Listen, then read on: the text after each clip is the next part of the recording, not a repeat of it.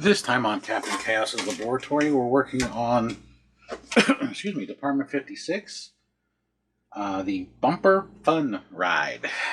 So, this is the old school bumper cars. So you got your little bumper cars with the whip antenna. And the reason it's here is because it's non-functional, or not fully functional. So, it's a 6-volt DC. So if I fire it up, this car works, except they're just caught on the wall. It keeps getting caught on the wall. There we go. You can kind of see it in there bouncing around, moving. The lights on the outside all flash. So I'm going to take the car out, turn it back on, and hopefully you can see the lights flashing. There you go. They're all flashing like they're supposed to. And the reason it's here is this car works, as you saw. Let's pop in, I don't know, let's pop in a blue guy here. Make sure his antenna's touching. Nothing. Nothing, honey. Pop in the green one. You can hear it. It's not going anywhere. So, and this is 6 volts DC. And I'll tell you one thing, when I first got it, I tested it, and I had to clean this big steel plate down here, right there. This screen is the hot. This is the negative. I know, to me, I thought it would have been the other direction, but I tested it. I wanted to see what the issues were. Slide it over, slide that over where you can see it.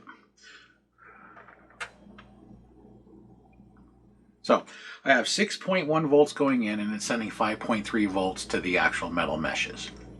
And that's because we have power draw from the LEDs, and I'm sure there's a circuit in here that helps protect the two pieces. Because the LEDs going around the outside edge, they're not going to draw a lot of power, but the circuit that makes them flash, because they're flashing in a pattern, does draw extra power. So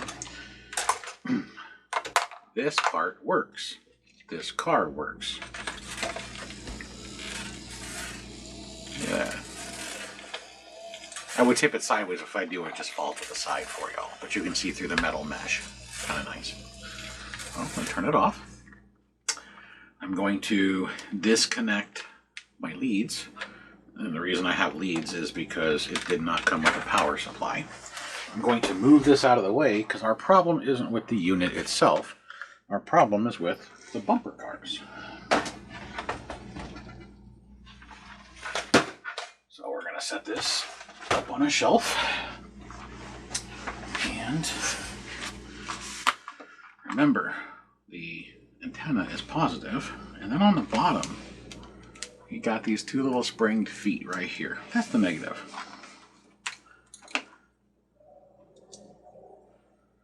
My machine is showing 0 power, meaning it's got 6 volts going in, no amperage draw, which means there's something inside here that's broken or open. Now if I go to this green one and then do the same thing, if I put some pressure on it, it tries to turn and then it stops. I think this one has a broken gear and this one has a broken wire or a burned out motor. I don't know. That's why we're here. We're going to find out. Alright, so if you ever had those cheap toys, you know, the ones that you just press the button and go forward, you press the button and back up and then go forward again in a curve to a 90-degree arc to the right usually, or to the left, I guess. That's how these work. These, once it bounces, it reverses and then goes forward again, and when it does that, it changes, it spins the axle. So, the motor is going to be attached to the axle, and then these are just rolling wheels that are held in with the 2 screws right there. They have no power or nothing. So the first thing I'm going to do is I'm going to take off these 2 screws that cover the cap of the axle and see if there's anything in there we can do. Which actually might be a little harder than I thought, just because it's trying to, there we go. It's trying to spin on me. So, one screw. And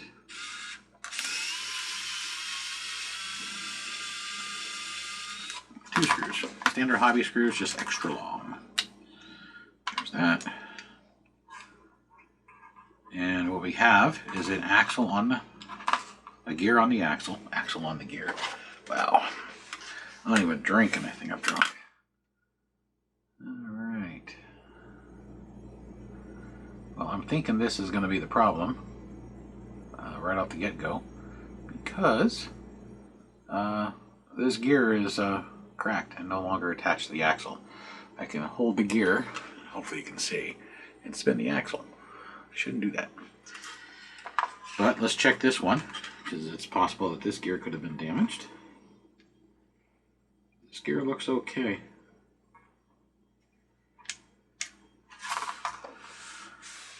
So we have a bad, it's either an 8-tooth or a 10-tooth. How do we get it off? Well, the rubber comes off pretty simple, because these are all pressed together.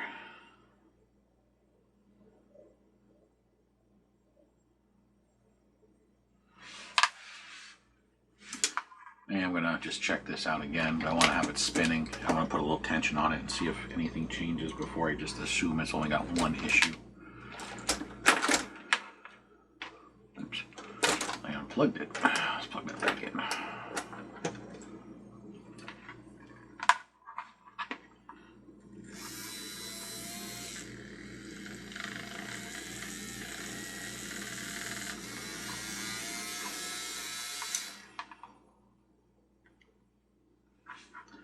So the teeth all look good. I'm just going to do this real quick, make sure everything's... Pull that.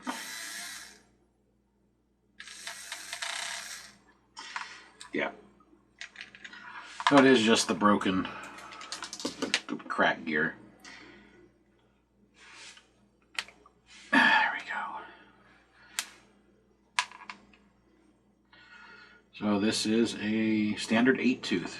So that was really easy to take off. Usually I found on most of these Department 56s is when they have a pressed on axle, one side is glued and one side's just pressed on. And if you twist it, you can usually get it to one side to come off.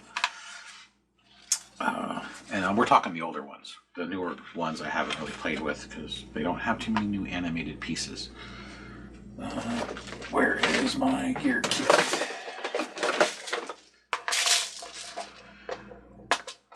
So you can get a standard gear kit from Amazon, which I'll link below, or you can get it from Skull Crane, which I'll also link below. And you can get the 8-tooth. So I think this kit's like 20 some odd dollars. It comes with 8, 9, 10 pulleys, belts, and these on the inside, the stickers on the inside, if you watched the previous video, 16. That wasn't supposed to happen.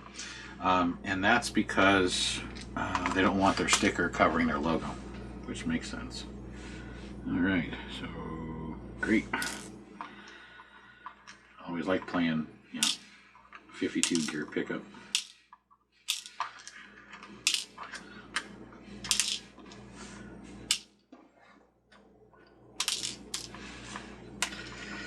I'll have to search the ground later for the ones that hit the ground.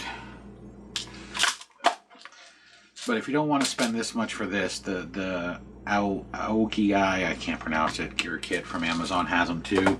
You get a lot more gears and it's way cheaper, but it depends on what you're trying to do. Those are the standard gears that run off of motors. Now a Aoki or whatever it's called, gear kit. Oh, I just put the gear away I needed to. They have other gears too, like they'll have the worm gear that's up inside here. So they'll have that one.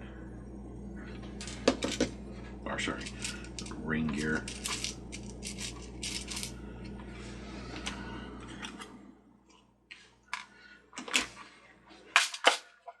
So what's nice is theirs comes in this little plastic clipping kit that if you don't screw up won't spill. The Aoki just comes in a bag that once you open it you gotta dump it out and then sort it your own way. So it's going to be a tight fit because they're pressed on. I usually use a vise for this. I might have to. What I do is I set my vise and I just, oh, nope, I got it. And I just push it using the vise jaws so it goes straight. Because my vise has little notches in it so I can put the gear in the other side of the axle in and it keeps it square. So it's not pushing it at an angle. Because that would be bad.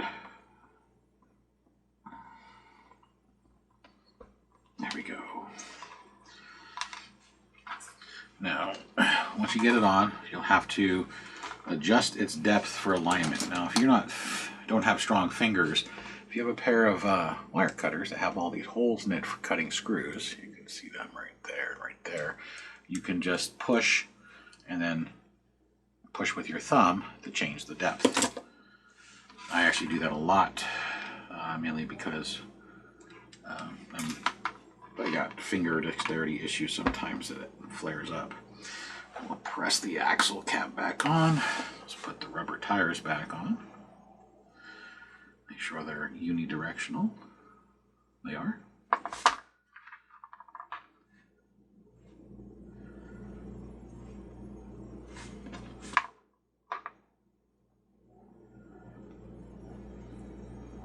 So, pop this thing back inside, like so.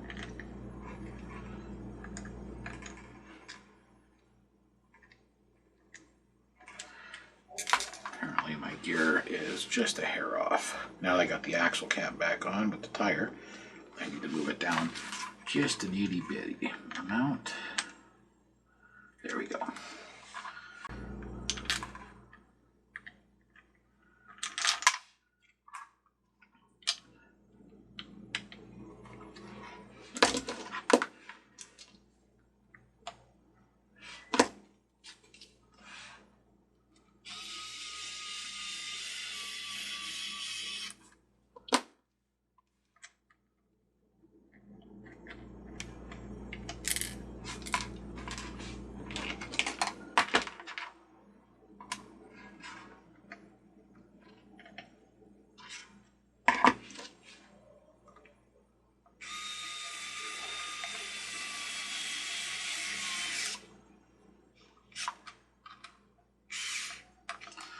Okay, so that one's back together. Now let's give it just a quick test.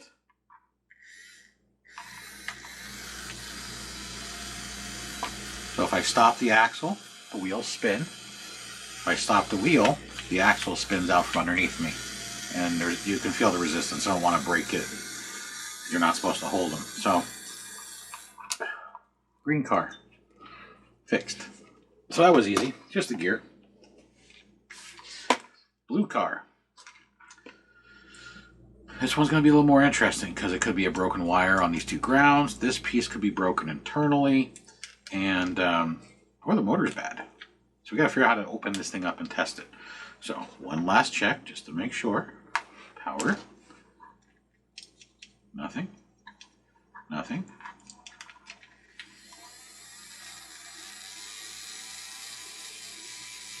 Now it's starting to work.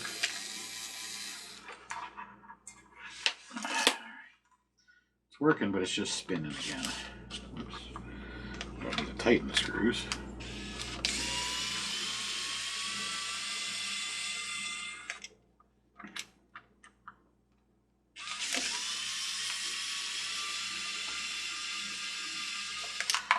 So we're going to start in the same spot. We're going to check this gear. This gear is also broke. This one looks okay, but let's give it power again.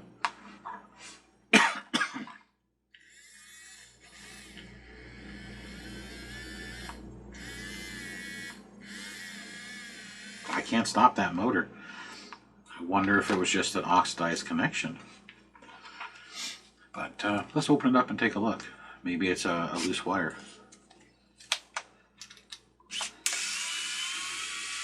So there's the two center screws.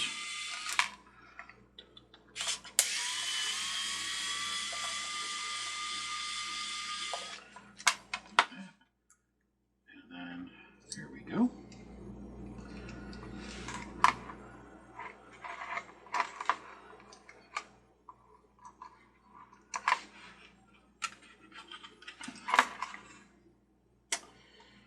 So it's a basic hobby motor.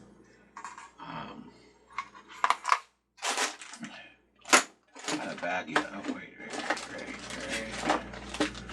Well, I did. I had a baggie or a little. Oh, right here. Brand spanking new. Haven't even broke the seal on it till now. Kit. There you go. There's your motor. So these are basically standard motors. This is the original hobby motor. If you did hobbies back in the 80s, as an example, like I did when I was doing hobby cars and servos and stuff back before we had these things called Arduinos, pretty much everything came with these flat top and bottom motors. Now most everything's going to these pancake style round motors. So these were like the old school standards. And they're still pretty standard. They're just not as common anymore. They're larger and they take more power than these do. But you have your worm gear. You have two drive gears. You have a transfer gear there and a transfer gear there, which transfers the axle, which then goes to this ring gear. And then the ring gear drives the planetary, which then, of course, drives the wheels. And the way it's set is everything spins on this shaft. So if the wheels get caught, the shaft spins, which rotates the wheels. And once the wheels are free, then it moves. And that's how real bumper cars work, too. They use one mechanism that drives two components. And this is just a scaled down version. It's basically the same. There's some minute differences, but that's only because one has a person in it. And this is just a little plastic non-toy, as they call it. Your power is springy. So it rides on that screen of the piece behind me, and you can see the red wire is just screwed in. This is like an antenna, like from an old remote control car, and it's just, a lot of them were coiled back then too, but most of them are straight. So it's a coiled antenna. They put a loop in it, and instead of using it to receive a radio signal, they're using it to, well, transmit power. It's metal, so it's not a big deal. Then you can see the negative is screwed right here, where that screw is. And then it's got a set of wires come off of it. One goes to this loop, one goes to this loop. And you can see they're actual loops of wire. They're coiled. I think there's like 3 coils. 1, 2, 3 coils per loop. And that's so you get somewhat good conductivity. That's also why this is looped up here. There's 2 loops. And that's so when it rides, no matter how it turns, you should have some conductivity or connection to the metal grate. And then this is springy. So if there's any imperfections in the metal, this will ride up and down, kind of like the suspension in your car follows the contours of the road. So, and again, the big ones are pretty much the same way. The ones that you ride in at the parks and the stuff, they have metal contacts on the bottom that ride up and down on the surface, and just like the poles that ride up on the metal and they spark and all that, because of course it's not 6 volts, it's hundreds of volts. So it follows the contours, and if it doesn't follow the contours, it breaks connection. It breaks connection, it doesn't work.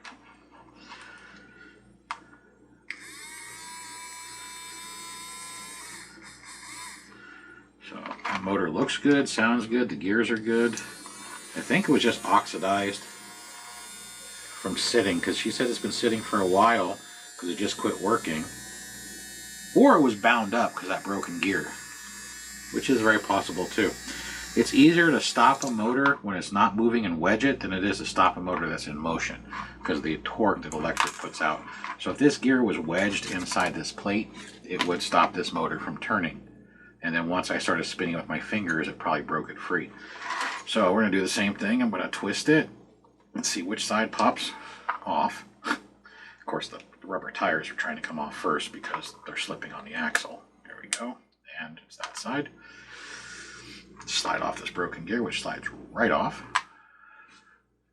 Throw it in the garbage.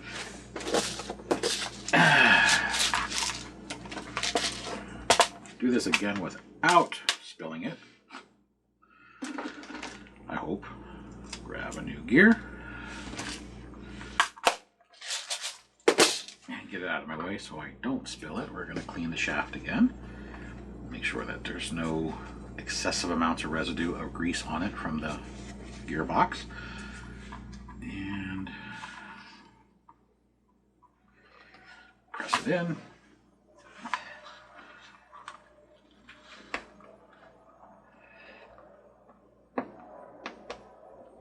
Press it down. Like that.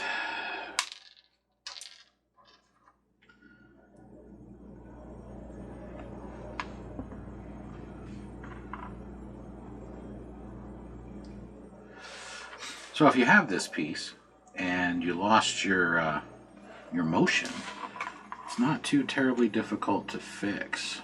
So I just need to adjust the gear a hair more. So when you put it back in, you have to use the gear as its own centerer, which means it keeps itself centered on the... keep going just a little farther than I want. There we go. Hopefully that's it. Nope. Too far over. And I'll show you. I'll bring it closer to the camera once I get it adjusted.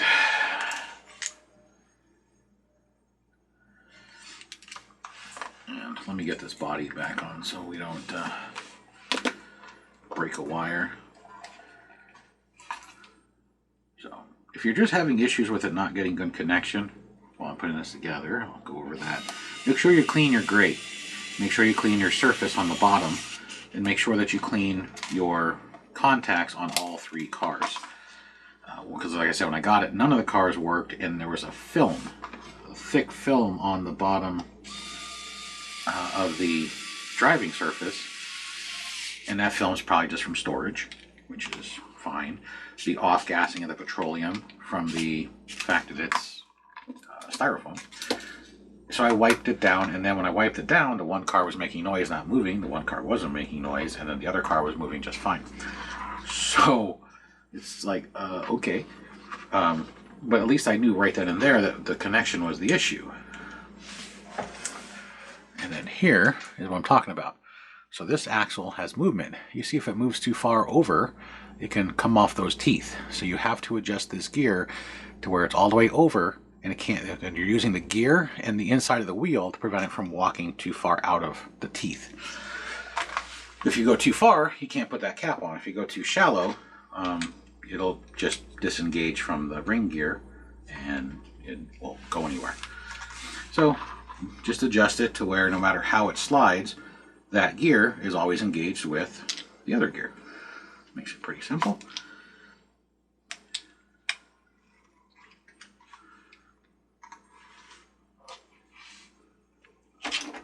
But yeah, it's a pretty cool piece. I actually think it's kind of neat. Brings back the old school bumper cars that I remember from the 80s when I used to do those type of amusement parks. Bumper cars was actually my favorite ride. I don't know why. Like basically just slamming into people and giving them, you know, pre-life whiplash. But it's it was my favorite ride at the parks. You know, most people are like, oh, I love the roller coasters or the Ferris wheel or the merry-go-rounds or the carousels. You know, I always wanted to stand in line for the bumper cars or the bumper boats, but not as much because I just didn't want to walk around sopping wet all day.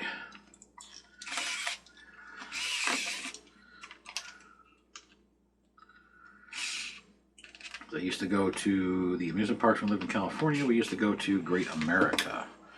That was the big one. That was in Northern California. Oops, wrong one. So positive goes up top. Negative goes on the bottom. Stop that. The wheels spin. Try and stop the wheels, and it rotates out from underneath me. You can see they're relatively easy to open. The parts technically are easily available. All the different gear kits have the gears for this, and you can still get those motors. The motors I just showed you are rated 3 to 6 volts. This is 6 volts, so you're good. Let's slide all these guys under.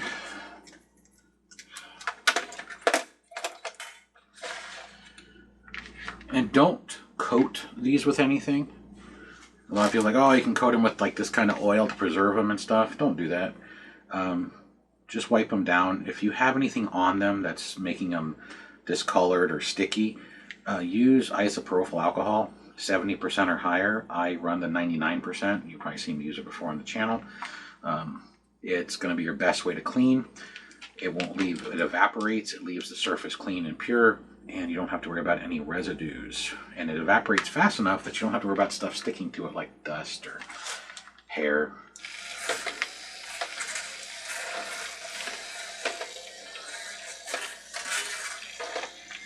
Apparently you cannot start these things too close to the wall. Get off the wall.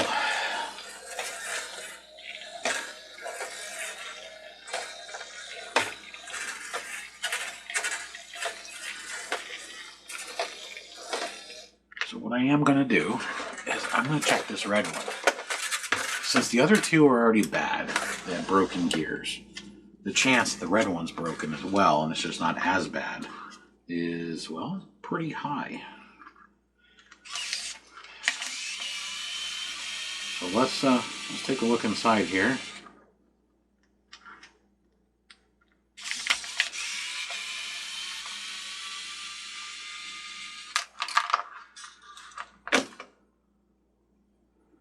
Wow, this one is actually still good. Oh, nope, I just broke it. I broke up my finger, so it was gonna go. I was putting pressure on it to try and get it to spin, and it broke. So it's probably a good thing. It's here, I might as well fix it.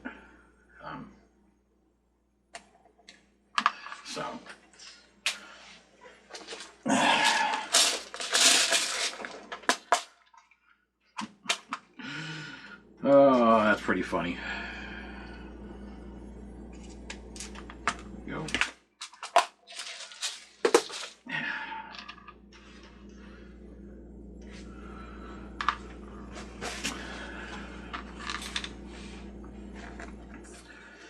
And once I'm done getting this back together, we'll turn off the lights and see what it looks like in low light, because I'm wondering if there's any, I don't see any illumination on the inside.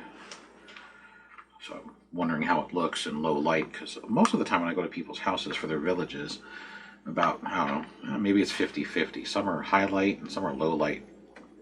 It just depends. I like mine in low light or no light, where the only light produced is light from the village itself.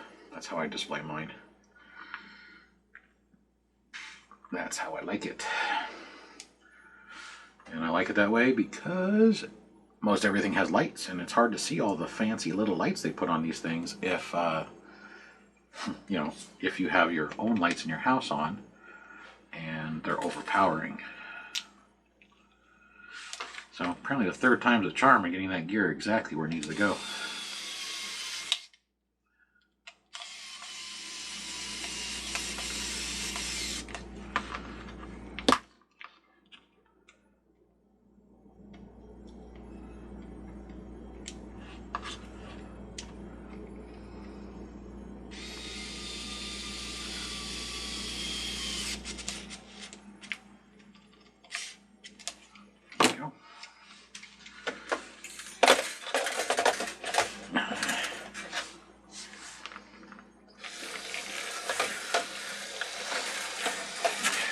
Let's go kill some lights.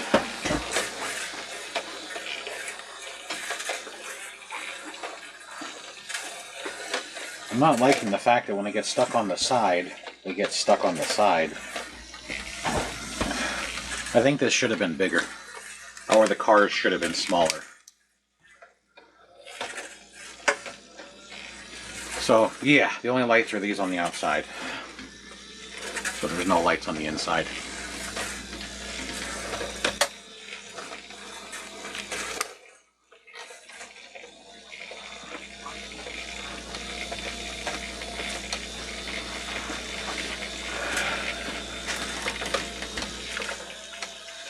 Are you stuck again? Yeah, it looks like it only wants to keep turning to the right, and when it gets against the wall, it has a hard time turning to the right unless another car hits it. There we go. Oh, it tried. So, the design is okay.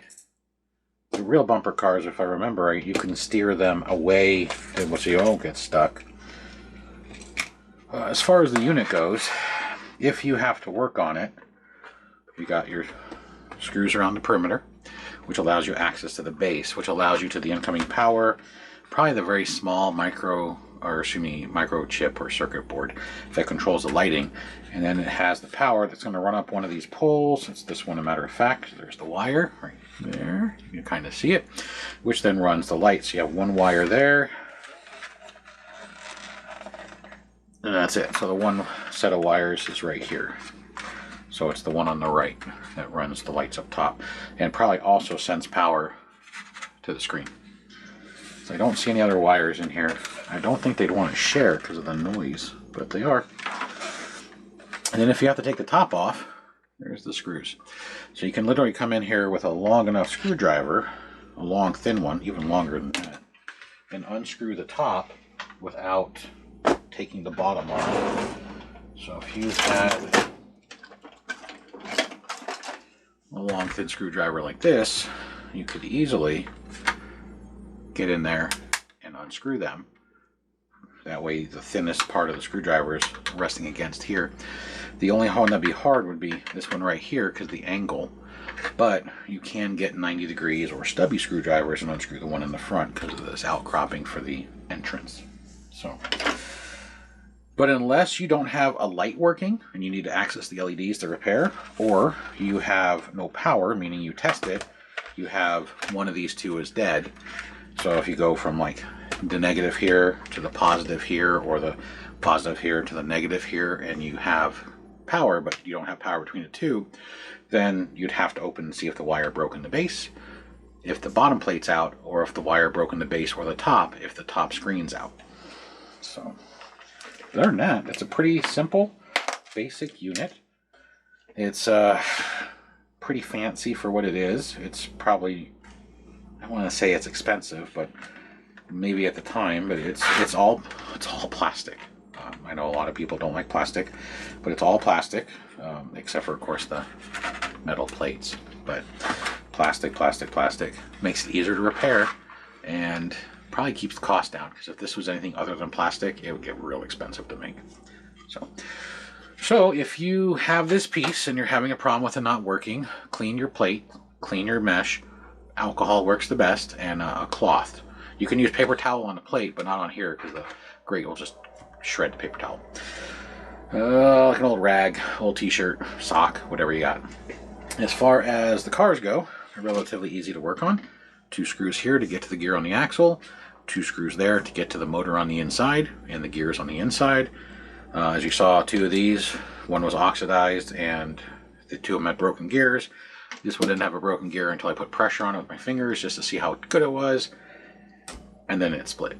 So probably good thing I checked it, because I would have sent it back and then they're like, the red car quit. Probably should have checked that gear. So if you're gonna fix one, fix them all. They're all the same age. They probably all have the same wear and tear on them, unless you're like some people, because I do it with my rides. I have a carnival ride. I have 2. Well, my carnival ride has like 1, 2, 3, 7 cars. And I have 6 in here and then 1 off to the side that says out of order. You know, just to make it look more like one of those street vendor carnivals where they always have something broken on the side. You know, that pop up in the parking lot overnight and they're there for a week and then they go away. So, but there you go. Department 56 Animated Village Series Bumper Fun Ride set of 4. 1, 2, 3, 4. It is a retired piece. If you have it, relatively easy to repair the cars. The insides of this is probably very easy as well. It's going to be really basic. We just need to get power to the top and the bottom, and we need to get power to the lights. And the only circuitry you should have is for the lights, because they flash in a pattern. And what's great about this is if any part of this unit fails, you can easily fix it with anything you want as far as modifications. You could just have the power switch come in, direct power to both plates, so you get your 6 volts instead of 5.3. Your lights go out. There are tons of circuits available online that run between 3 and 6 volts to make all these lights flash. You can pick your own pattern, have them go in a circle, have them start in the middle and go out. So it is modifiable, customizable, and repairable. And that's what's nice about some of these Village pieces, because this one's so basic, shouldn't be too hard to repair no matter what goes wrong with it, unless you drop it and turn it into big chunks of plastic. So other than that, that's it for this one. Till the next repair, have a good one.